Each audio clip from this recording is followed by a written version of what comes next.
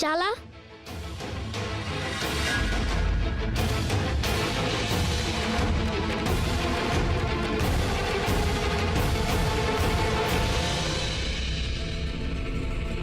మాకు చాలా బాధగానే ఉంది రాజా. కానీ ఏం చేస్తాం, నిజమేంటో చూశారు కదా మీరు. మాకు ముందు నుండే తెలిసి ఈ అమ్మాయికి మీతో స్నేహం చేసే అర్హత లేదని.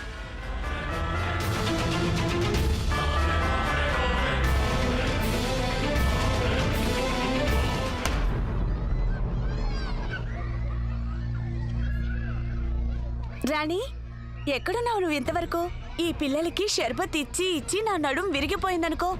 తీసుకో, ఈ షర్బత్ తీసుకెళ్లి అందరికి ఇవ్వు. తీసుకో.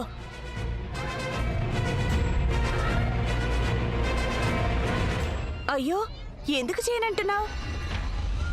రాణి, నువ్వు కూడా.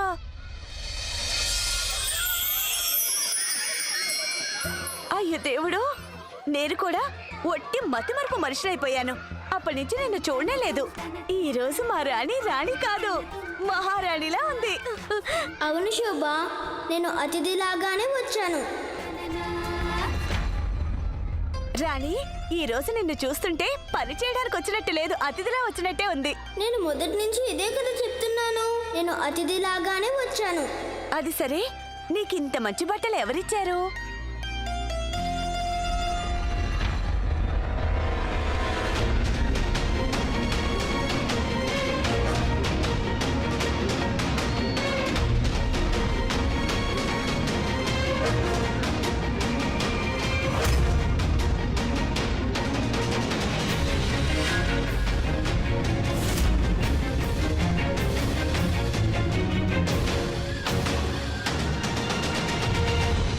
లేత మనసు మీద ముద్ర పడితే అది జీవితాంతం ఉండిపోతుంది.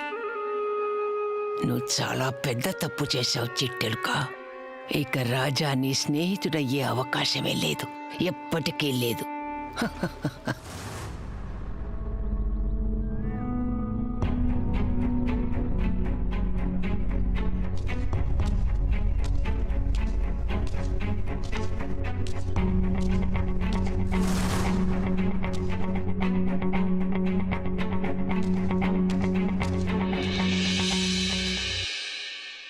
రాజా ఇక్కడే చేస్తున్నాడు. తను ఇక్కడ ఉన్నంతసేపు స్వర్ణ బిందు బయటికెలా రాగలరు? నిజమేంటో చూశారు కదా మీరు.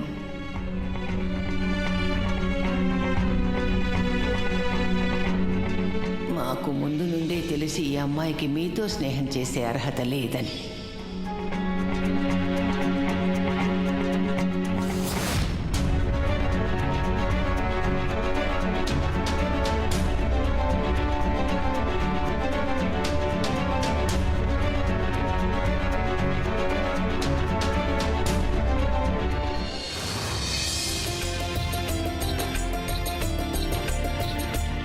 బిందు, మేము చెప్పాం కదా నీకోసం ఒక ప్రత్యేకమైన కానుకుందని, ఒక సర్ప్రైజ్. సర్ప్రైజ్! అమ్మా, నా గిఫ్ట్ వచ్చేసిందా?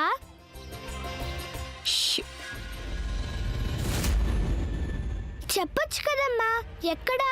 పిల్ల పదే పదే అడుగుతోంది. ఆ కానుకేమిటో చూపించొచ్చుగా. ఎప్పటినుంచో వింటున్నాం దాని గురించి. మాకు చూడాలనుంది. అంత ప్రత్యేకమైంది ఏం తీసుకొచ్చారో కూతురు కోసం. ఎంత ఉక్కపోస్తుందో, బాగా చెమటలు పడుతున్నాయి మాకు. ఉఫ్ అంటే ఉలిక్కి పడతావు, రమ్మంటే బిగుసుకుపోతావు, చిందులెయ్యకే చిన్నదానా. సరిగ్గా చెప్పారు పెదరాణి అమ్మ మీరు. ఈవిడ పొగరంతా ఈరోజు చల్లారిపోయింది. గత 7 సంవత్సరాల నుంచి రగులుతున్న నిప్పు మీద ఈరోజు హఠాత్తుగా నీళ్ళెలా ఒలికాయి? మీరే చెప్పండి. పాము పడగ మీద అడుగు వేస్తే కనీసం బుస కూడా కొట్టడం లేదు. ఇదంతా ఎలా సాధ్యపడింది? ఖచ్చితంగా ఈ కానుకే వీటన్నిటికీ కారణం పెదరాణి అమ్మా. ఇంట్లోని పెద్దల దగ్గర విషయాలు దాచకండి. విషయం ఏమిటో మాకు చెప్పేయండి. ఎంతైనా మేం పెదరాణి అమ్మ కదా. అది చెప్పండి. మాకు తెలుసు ఆ కానుక ఏమిటో.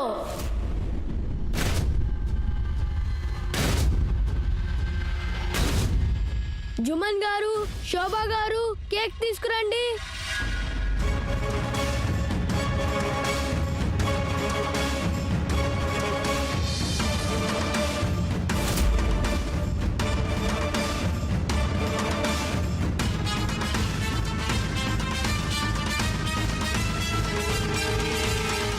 కానుకేంటో తెలుసుకోవాలని తెగ ఆరాటపడిపోయారు కదా. ఇదే ఆ ప్రత్యేకమైన కానుక.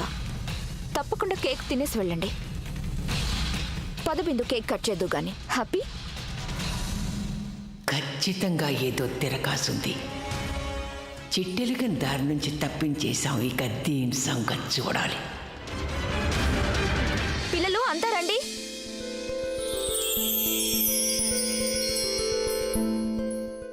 సరే బిందు, కేక్ కట్ చేయి. నేను రాజా రాకపోతే కేక్ కట్ చేయను.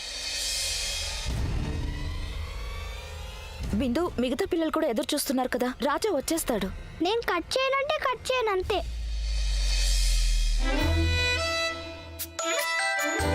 ఈ రాజాబాజు ఎక్కడికి వెళ్ళినట్టు? నేను ఎలాగైనా తనని వెతికి తనతో మాట్లాడాలి. నేను ఈ కొత్త గౌన్ వేసుకున్నాను కనుక ఇప్పుడు మా నాన్న కూతుర్ని కాను. తనతో మాట్లాడినా తప్పలేదు. నేను తన ఒక్కరితోనే మాట్లాడతాను, ఇంకెవరితోనూ మాట్లాడను. ఒట్టు తప్పినట్టు కాదుగా.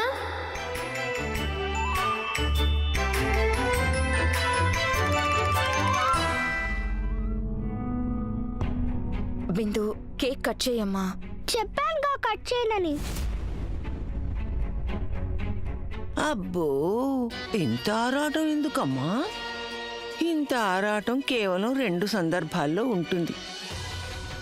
ఎవరినైనా కలవాలనే తొందర కావచ్చు, ఎవరి కోసమో ఎదురు చూపులు కావచ్చు. మాకు కాస్త చెబుతారా ఈ రెంటిలో ఏదో? మరి బిందు అంటోంది కదా రాజా వచ్చేదాకా ఆగుదామని. ఆగితే ఏమవుతుంది? ఇంత మంచి కేక్ రాజా అన్నయ్య కారణంగా కట్ చేయట్లేదు. ఈ రాజా అన్నయ్య ఎక్కడ మాయమైపోయాడో అర్థం కావట్లేదు. రాజా బాజాని కలిసి అన్ని అపార్థాలు అపోహలు దూరం చేస్తాను.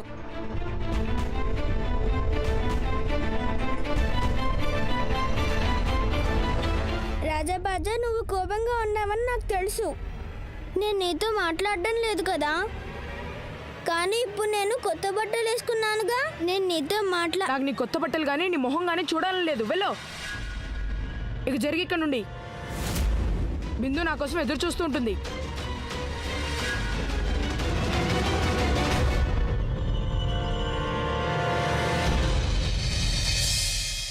రాజా వచ్చేసాడు. ముందేదన్నా కోరుకోనివ్వండి.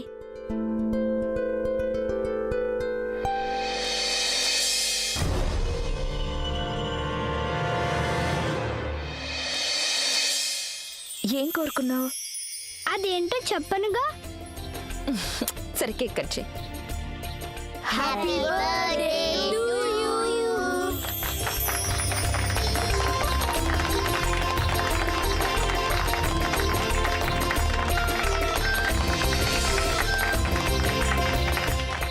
తిండిపోతూ కానుక తీసుకొచ్చాడే. మరి పెద్దరాణి అమ్మ నన్ను కానుక తేవడానికి డబ్బులు ఎందుకు తీసుకోమన్నారు?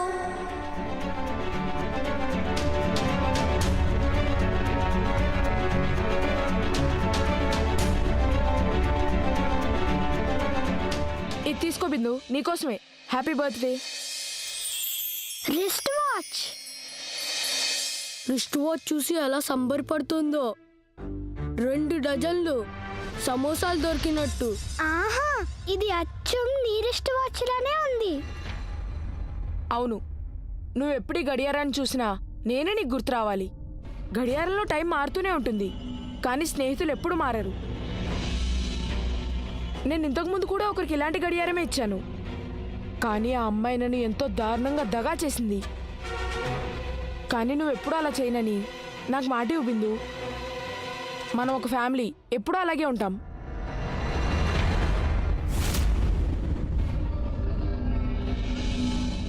ఇది తీసుకో. ఇదేంటిది? ఇదేంటంటావేంటి? ఈ రోజు నా జీవితంలో భలే మంచి రోజు. ఇన్ని రోజులు నేను అనుకునేవాడిని కేవలం పెద్దరాణి అమ్మకి నేనంటే ప్రేమని. కానీ ఈరోజు తెలిసింది ఈ బల్లిమోహన్ నా బెస్ట్ ఫ్రెండ్ అని. ఇది మన స్నేహానికి గుర్తుగా.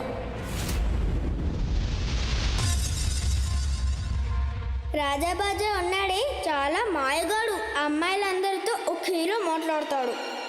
నేను నీకు మంచి స్నేహితురాలుగా ఉంటాను ఎప్పటికీ. ప్రపంచంలో ఎవరూ లెక్క పెట్టలేని రోజుల వరకు. కొంచెం ఆగుబల్లి.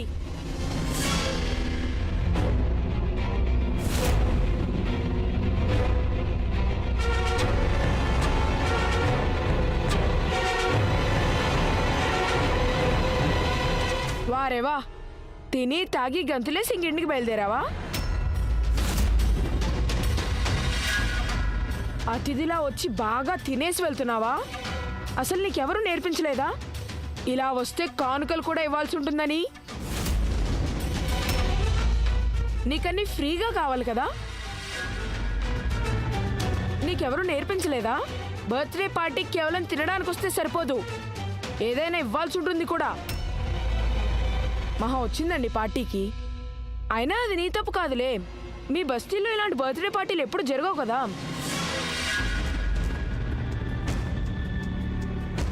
గిఫ్ట్లు ఇవ్వాలంటే ఇంట్లో హుండీలను పగలగొట్టాలి.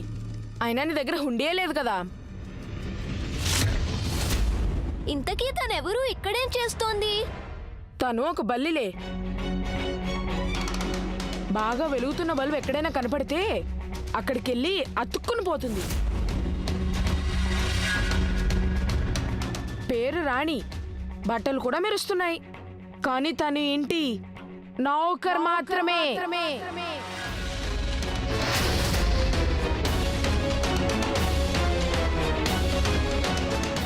తనకు కూడా మళ్ళా బతకాలని ఉంటుంది. కానీ తను ఎప్పటికీ మన స్థాయికి చేరుకోలేదు. ఈ బట్టలు అడుక్కొచ్చుకున్నవేగా. తిండిపోతూ నువ్వు మొదటిసారి సరిగ్గా మాట్లాడావు. మనిద్దరం కొట్టుకుంటే తనకు మంచి జరిగింది. నాకు తెలుసు నువ్వు తనకి నీ హుండీ పగలగొట్టి డబ్బులు ఇచ్చావని.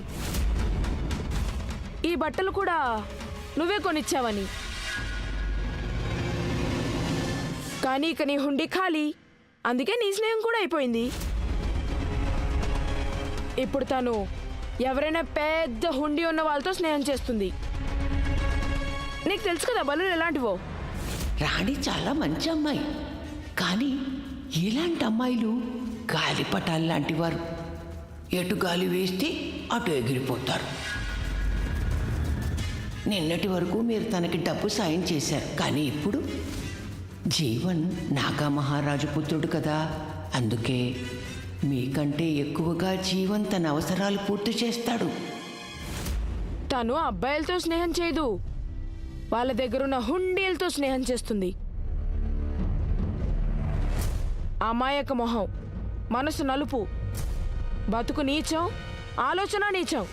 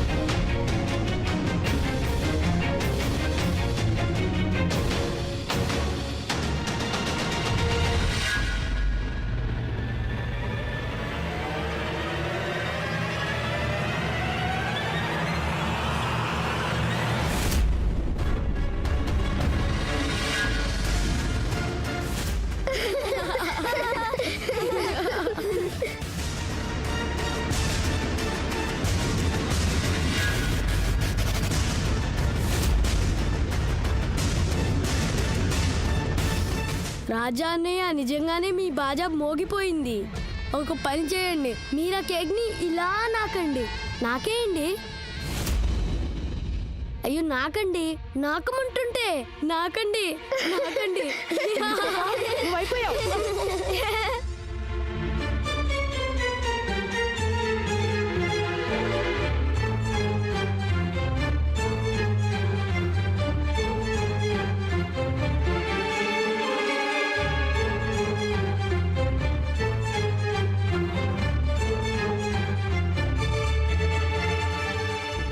వస్తున్నావా నువ్వు? పద నాతో. ఇప్పుడు మనం ఎక్కడికి వెళ్తున్నాం? సర్ప్రైజ్, పద.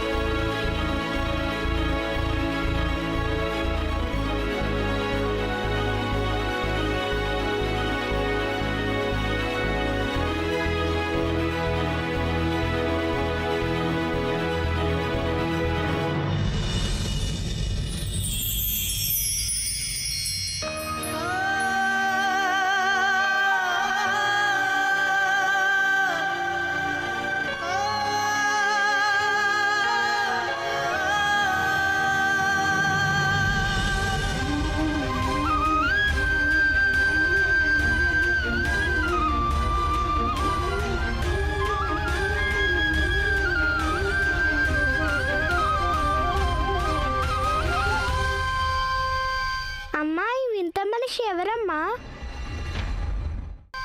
అమ్మాయి వింత మనిషి ఎవరమ్మా? అమ్మా, ఒక్కసారి నేను నా గుండెలు హత్తుకొని ఆ తర్వాత నేనే స్వయంగా చెప్తాను నేనెవరినో.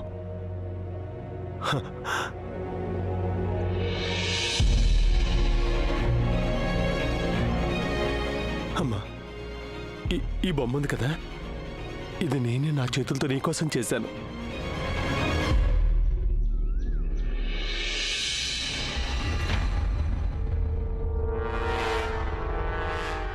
ఏంటి బొమ్మ ఇలా చెత్తగా ఉంది?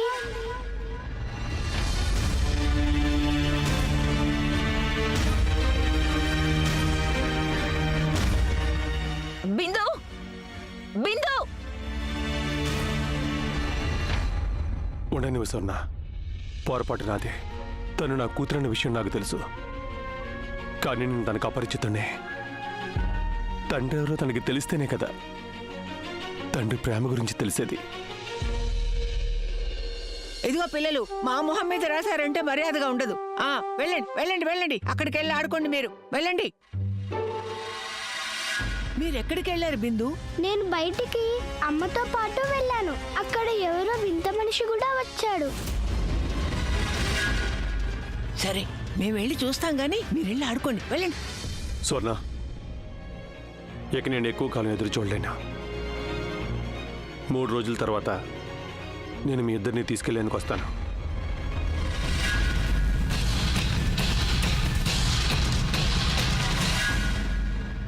అంతకన్నా ముందు నువ్వు మరో పని కూడా చెయ్యాలి లక్ష్మణ్. ఏంటా పని?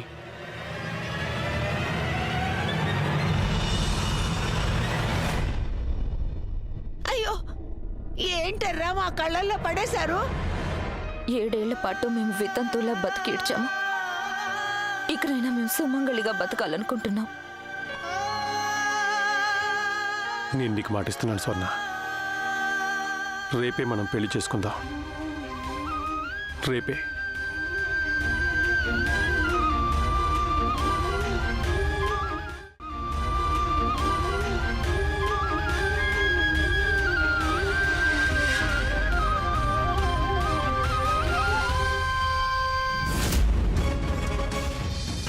అబ్బా, ఈ కన్నీళ్ళేంటి?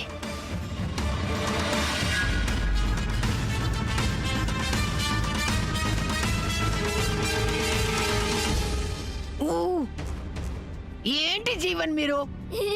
జరగండి, వెళ్ళండి అవతలకి. బుద్ధి గాడిదలు.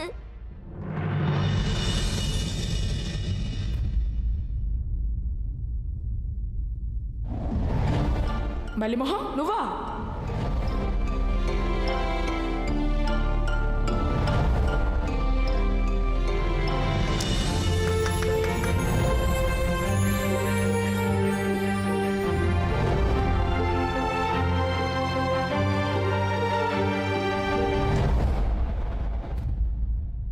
అతిథిలా వచ్చి బాగా తినేసి వెళ్తున్నావా?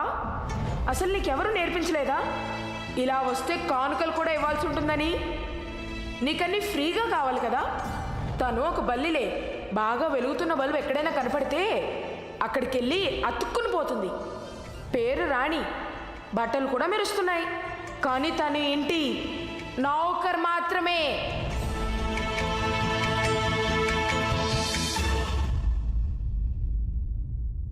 నేను అనుకున్నాను నువ్వు అందరిలాంటి వాడివి కాదని. నువ్వు నా స్నేహితుడివి కాదు, బొత్తి మొద్దువి. నువ్వు నా మనసు విరిచేసావు రాజాబాజా, విరిచేసావు. ఇప్పుడు నాకంటూ ఎవ్వరూ లేరు.